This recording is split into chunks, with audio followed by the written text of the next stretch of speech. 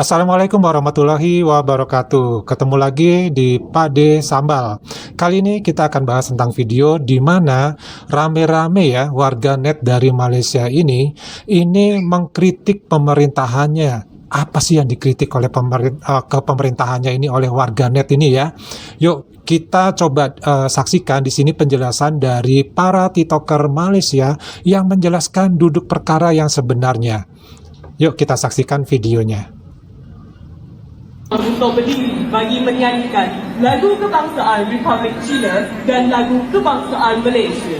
Now, our honored guests, ladies and gentlemen, please rise for the national anthems of the People's Republic of China and Malaysia.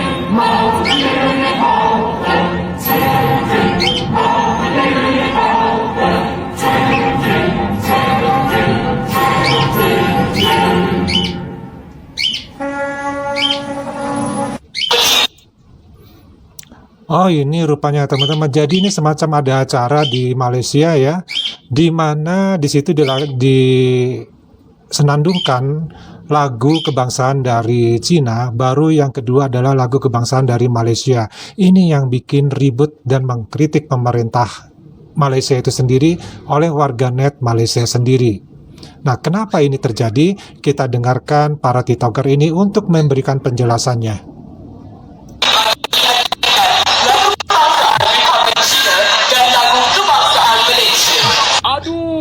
Negara kita orang nak ambil dah. Kenapa lagu negara China dimainkan dulu? Aku tak faham betul lah. Kenapa lah ada juga pihak yang tak bertanggungjawab nak main isu ni juga? Demi kepentingan politik ke apa? Hampa pilah cari modal lain lah. Pihak dah keluar kenyataan. Yang ni majlis tak. Nah, apa yang dikatakan oleh abang kita ini di awal itu mengatakan kira-kira komentar-komentar yang ramai oleh para warganet Malaysia seperti itu ya komentarnya. Dan apa penjelasan beliau? Tahun Baru Cina dinamakan sebagai Spring Festival Gala 2025 di bawah penganjuran Kedutaan Besar Negara China, bukan anjuran Di dalam Akta 808, lagu kebangsaan hendaklah dimainkan sebaik selepas lagu kebangsaan negara pelawat kenamaan itu dimainkan. Apa faham tak? Apa faham tak? Faham. Sebab tu kena banyak membaca. Banyak baca tuh. Lagu kebangsaan Republik China dan lagu kebangsaan Malaysia. Aku tengok ramai betul lah yang dok komen. Kenapa lagu kebangsaan Cina dulu? Kenapa tak lagu kebangsaan kita? Habislah Cina nak kuasai Malaysia dah. Kan dah keluarkan kenyataan. Mereka buat sambutan Tahun Baru Cina. Festival apa dah. Dan yang anjur tu Kedutaan China dan juga Persatuan Pelajar Warga China. Itu pun kau nak buat isu. Bukalah Undang-Undang Malaysia, Akta 808, Akta Lagu Kebangsaan 1968. Memang betul pun lagu kebangsaan negara lain sebagai tetamu dimulakan dulu. Lagu kebangsaan kita ni kemudian. Aduhai, korang tak ada kerja lain kau nak pun. Asyik nak buat huru-hara, nak takutkan orang ya. Aduhai, kau ni masalah betul lah korang ni. Kau tengok Harakah Delhi ni. Apa masalah kau ni Harakah Delhi ni? Tak habis-habis kau nak mainkan isu kaum ni. Pihak industri Malaya dah buat kenyataan sambutan Tahun Baru Cina ataupun Spring Festival Gala 2025 tu bukan anjuran kerajaan, bukan anjuran pihak KPT ke Universiti Malaya ke, bukan. Itu anjuran Kedutaan Besar Negara China sendiri. Mereka sewa dewan di UM, itu sahaja yang urus program ni. Bukan pelajar-pelajar Melayu Islam Universiti Melaya. Yang urus ni adalah persatuan-persatuan pelajar warga negara China seluruh Malaysia ni. UM hanya sediakan tempat sahaja. Isu lagu negara China dimainkan dulu ni pun tak pelik pun, tak pelik. Memang aku cakap tak pelik. Kalau kau rujuk buku Undang-Undang Akta 808, Akta Lagu Kebangsaan 1968, buka surat 7, kau pergi baca balik. Section 6-1, aku baca untuk engkau. Pada semua sambutan rasmi untuk orang kenamaan asing yang dalamnya itu ada penghormatan diberikan, versi penuh ataupun versi diraja lagu kebangsaan hendaklah dimainkan sebaik sahaja selepas lagu kebangsaan negara pelawat kenamaan itu dimainkan. Bila pihak penganjur bagi tahu kepada pihak Universiti Malaya mereka nak mainkan lagu kebangsaan negara China, maka pihak Universiti Malaya selaku tuan rumah bertegas minta penganjur mainkan lagu negaraku sekali, seperti diperuntukkan dalam Akta Lagu Kebangsaan 1968 kita. Ikut undang-undang negara kita, apa isunya?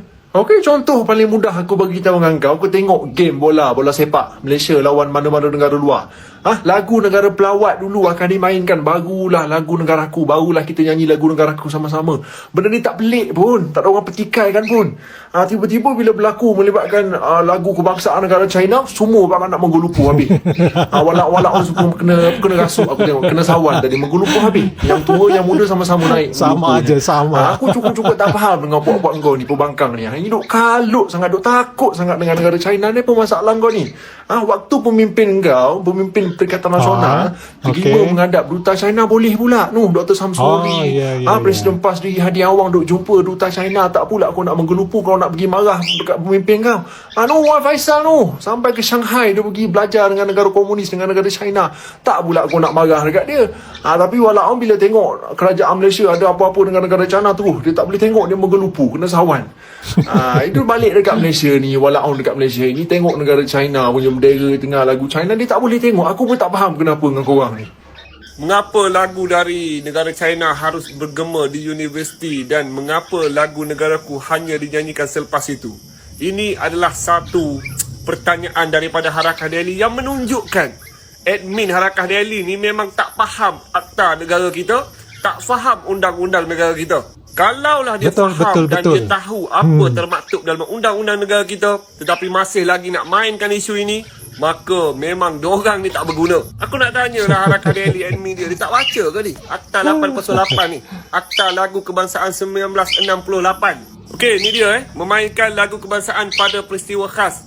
Perkara 6-1, pada semua sambutan rasmi untuk orang kenamaan asing yang di dalamnya penghormatan diberikan. Versi penuh atau versi diraja lagu kebangsaan hendaklah dimainkan sebaik selepas lagu kebangsaan negara pelawat kenamaan itu dimainkan. Makna kata kat situ tu dah jelas dah, lagu kebangsaan kita akan dimainkan selepas. Faham tak? Selepas lagu kebangsaan negara pelawat. Yang tak tahan Harakah Delhi ni, dia tak letak ruangan kita nak letak gambar. Kalau tidak kita dah bagi dah dekat dia Akta 808 tu. Apa yang aku lihat kat sini, Harakah Delhi ni bukanlah satu portal untuk nak mencerdikkan masyarakat. Sebaliknya portal yang sengaja nak mainkan sentimen. Dah keluar dah pun kenyataan daripada UM menjelaskan akan hal ini. Dan pihak UM juga meminta penganjur turut memainkan lagu kebangsaan negara kita, lagu negaraku. Program itu bukanlah program yang dianjurkan oleh pihak kerajaan ataupun agensi kerajaan. Tetapi program itu dianjur oleh kedutaan negara China. Faham ke tidak? UM ini hanyalah menyewa tempat tersebut untuk dilaksanakan ataupun dijalankan program itu. Bukan program kerajaan. Apa Harakah Delhi ni? Lepas tu duk tanya mengapa. Bukan sebab mengapa, sebab hang tu tak faham undang-undang negara ni. Kalau adalah pembangkang macam ni, maka susahlah negara kita. Bagaimana negara kita ni agaknya nak menjalinkan hubungan dengan negara luar sekiranya buat-buat ni jadi pemerintah Malaysia. Tak habis-habis duk takutkan rakyat dengan sentimen-sentimen macam ni. Ini jelasnya satu gerakan pembodohan yang dibawa oleh pembangkang. Cuba nak melaga-lagakan di antara kita, sedangkan isu ini hanyalah isu salah faham. Dan salah faham itu datangnya daripada mereka, sebab mereka tak faham akta dan undang-undang negara kita. Nah, teman-teman, jadi ceritanya ini sudah cukup jelas ya. Jadi kalau coba Pade perjelas lagi, mudah-mudahan ini benar ya, bahwa Kedutaan Besar Cina itu menyewa tempat atau mungkin gedung aula yang berada di Universitas Malaya. Jadi bukan Universitas Malaya yang mengadakan acara. Acaranya di sini adalah yang berhubungan dengan Tahun Baru Cina yang diadakan oleh Kedutaan Besar Cina secara full ya, secara penuh. Nah, di sini yang jadi masalah adalah ketika ini menjadi viral, di mana ini yang nampak dinyanyikan lagu yang pertama adalah lagu kebangsaan Cina, baru kemudian di urutan kedua adalah lagu kebangsaan Malaysia. Nah, ini warganet yang ramai dari Malaysia sendiri yang mengatakan kenapa bukan lagu kebangsaan Malaysia dulu yang dinyanyikan, baru lagu kebangsaan negara lain. Nah, di sini menunjukkan bahwa warganet Malaysia yang terkenal dengan IQ tinggi ini ternyata tidak melakukan penelitian, tidak melakukan penelaahan, tidak melakukan apapun untuk memberikan komentar-komentarnya, apalagi komentar secara terbuka di media sosial. Nah, ini akhirnya menimbulkan keramaian. Ini menunjukkan bahwa mereka tidak bisa mempertanggungjawabkan mengenai status IQ tinggi tadi. Kok sama IQ tinggi dengan IQ 78 yang dikatakan untuk Indonesia. Di Indonesia sendiri mungkin ada seperti ini, tetapi ya wajar aja karena kan mereka menganggap bahwa Indonesia itu IQ-nya 78. Tetapi dengan IQ yang tinggi tadi, kenapa itu terjadi ya? Harusnya warganet ini sebelum memberikan komentar ya, warganet Malaysia nih ya, hendaknya mencari tahu dulu undang-undang negara mengenai lagu kebangsaan itu seperti apa. Ternyata kalau ada ya acara-acara yang dilakukan oleh negara lain di negara Malaysia, maka yang dinyanyikan di awal itu adalah lagu kebangsaan negara tersebut. Baru yang kedua adalah lagu kebangsaan Malaysia. Nah, ini undang-undangnya bunyinya seperti itu. Nah, hal ini akhirnya menjadi ribut dan ya akhirnya apa?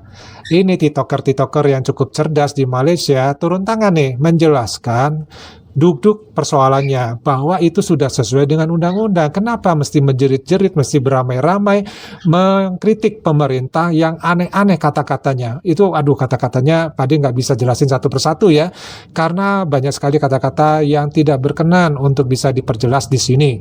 Nah, jadi teman-teman, ini adalah satu pembelajaran buat kita semua ya, termasuk kita bangsa Indonesia. Di dalam kita berkomentar, sebaiknya adalah kita mencari tahu dulu kebenaran dari informasi tersebut. Nah, sebelumnya juga pernah ya beberapa kali para netizen, para warganet Malaysia ketika orang-orang Indonesia yang katanya keliru memberikan tuduhan bahwa Malaysia mencuri pasir laut di Indonesia untuk dijual ke Singapura. Ya, karena apa? Karena orang Indonesia itu nggak baca dulu, nggak lihat benderanya dulu. Padahal jelas-jelas bahwa bendera yang tercantum di situ adalah yang dikibarkan bendera Malaysia. Walaupun mungkin anggota dari kapal tersebut yang berasal dari Cina, berasal dari Vietnam, atau dari Singapura itu sendiri. Nah, hal-hal ini menunjukkan bahwa yang namanya tidak mau membaca dulu, tidak mau mencari informasi dulu sebelum berkomentar, itu akan menyusahkan diri kita sendiri dan akan membuat diri kita malu sendiri. Ya jelas malu ya. Harusnya ini warganet Malaysia ini malu sama pemerintah Malaysia, malu sama kerajaan Malaysia, dan harusnya meminta maaf kepada kerajaan Malaysia karena sudah mengkritik dan menuduh yang tidak bukan-bukan. Padahal itu dilakukan sudah sesuai dengan undang-undang yang berlaku di negara Malaysia. Nah, inilah pentingnya kita untuk rajin membaca, untuk rajin literasi apapun bentuknya. Nah, mudah-mudahan ini menjadi input buat kita semua ya, termasuk orang-orang Indonesia, terutama untuk pemuda-pemudi Indonesia, untuk remaja Indonesia, jangan mudah untuk memberikan reaksi komentar ya, apapun yang ada di media sosial sebelum ya mencari tahu kebenarannya. Akibatnya nanti zong, akhirnya malu sendiri. Ya, oke teman-teman, sampai di sini dulu. Kita jangan tiru kebodohan dari warganet Malaysia yang seperti ini ya. Ingat itu. Dari Pak De cukup dulu, kita ketemu lagi di video yang lainnya. Wassalamualaikum warahmatullahi wabarakatuh. Salam.